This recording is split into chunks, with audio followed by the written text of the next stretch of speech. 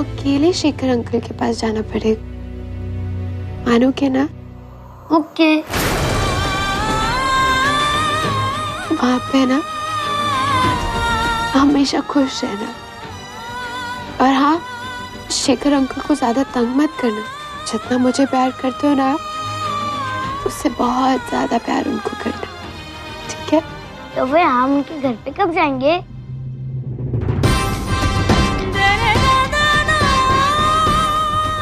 आज शाम को।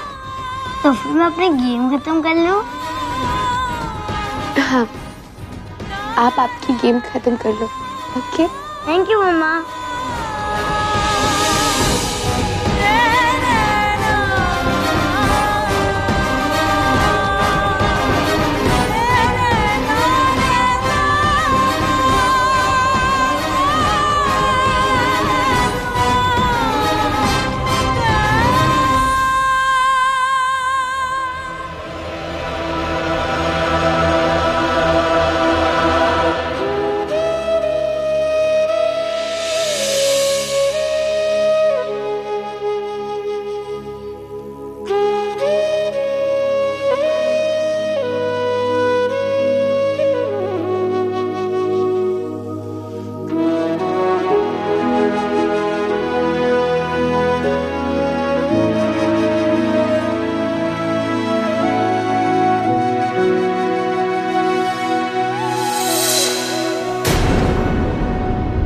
रुक जाओ आराध्या।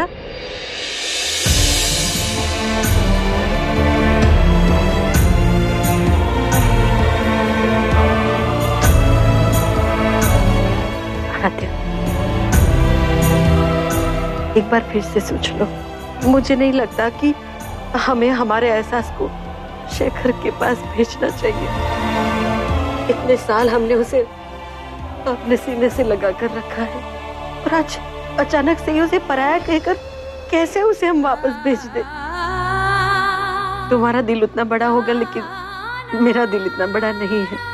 मैं ऐसा नहीं कर सकती। माँ, प्लीज, हम इस बारे में पहले ही बात कर चुके।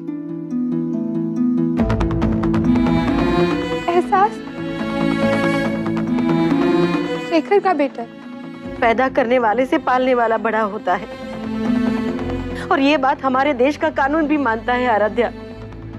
देख आराध्या, हम कानून की मदद ले सकते हैं। माँ, हम ऐसा कुछ नहीं करेंगे। आज एहसास छोटा है, इसीलिए कुछ कह नहीं पाएगा। कल जब बड़ा हो जाए, जब उसे सब कुछ पता चल जाए, तो वो खुद शेखर के पास जाना चाहेगा। तब आप उसे क्या कहकर रोकेंगे?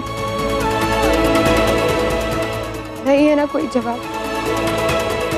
हमें उसे भूलना होगा। कैसे भूलो आराध्या? कैसे भूलो?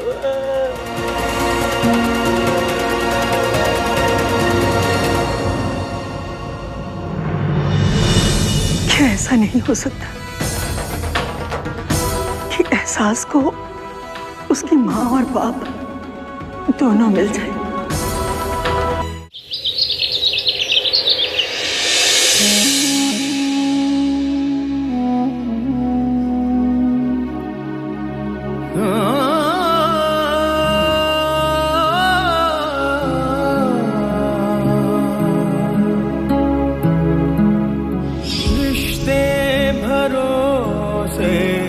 चाहत यकीन उन सब का दामन अब चाक है, समझे थे हाथों में है ज़मीन, मुट्ठी जो खोले बस खाक है, दिल में ये शोर है क्यों?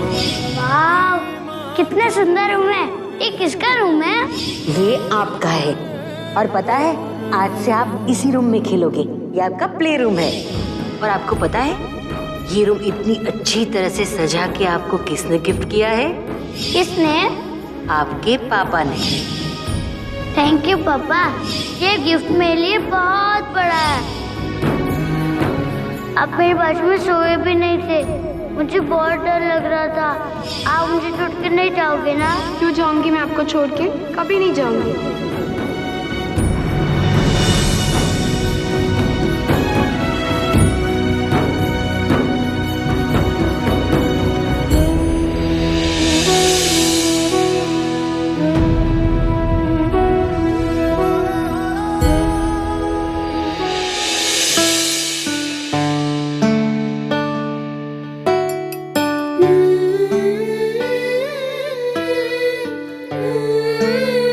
बेटा इतना बड़ा फैसला लिया है तो सबसे ज्यादा हिम्मत भी तुम्हें ही दिखानी पड़ेगी। तुम एहसास को उसके पापा के पास भेजना चाहती हो, पर उसके लिए उसे अपनी माँ से अलग होना पड़ेगा। क्या ऐसा नहीं हो सकता कि एहसास को उसकी माँ और बाप दोनों मिल जाए?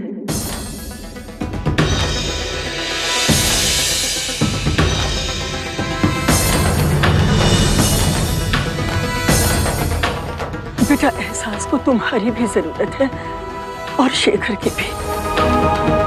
अगर तुम दोनों मिल जाओ तो एहसास को अपने माँ बाप दोनों मिल जाएंगे और इस घर को इसका बेटा। ऐसा कभी नहीं होगा।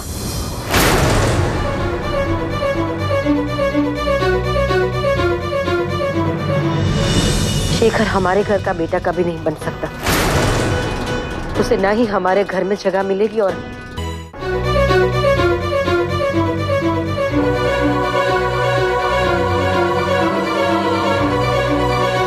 शेखर हमारे घर का बेटा कभी नहीं बन सकता।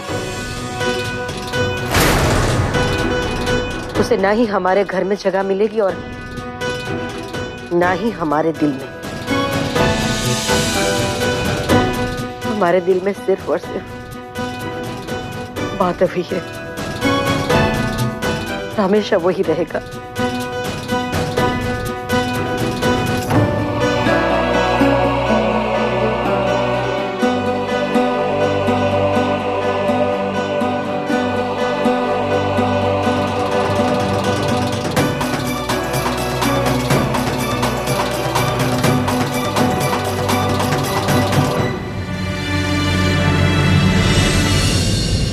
बस करो भारती,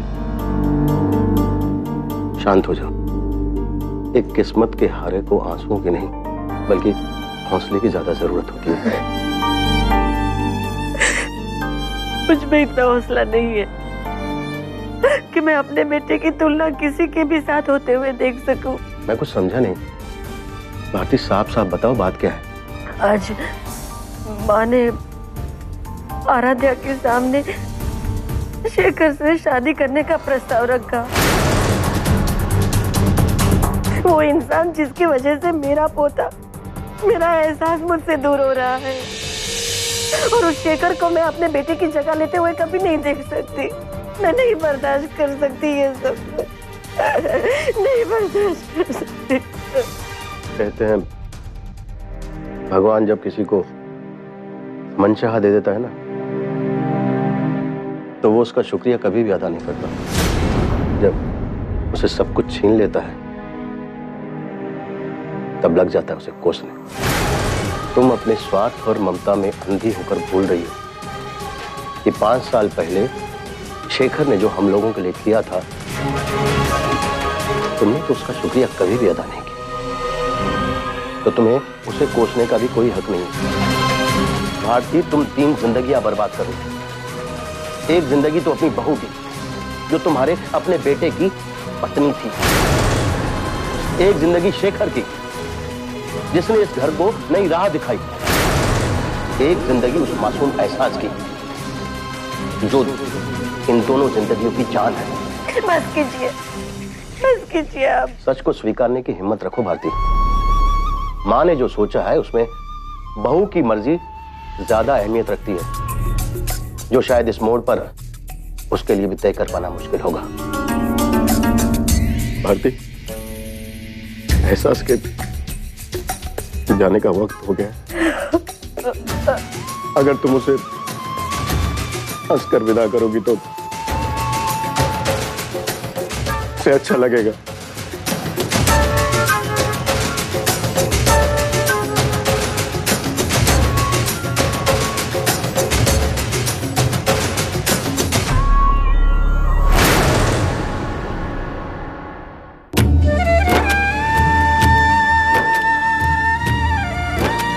बाय दादी।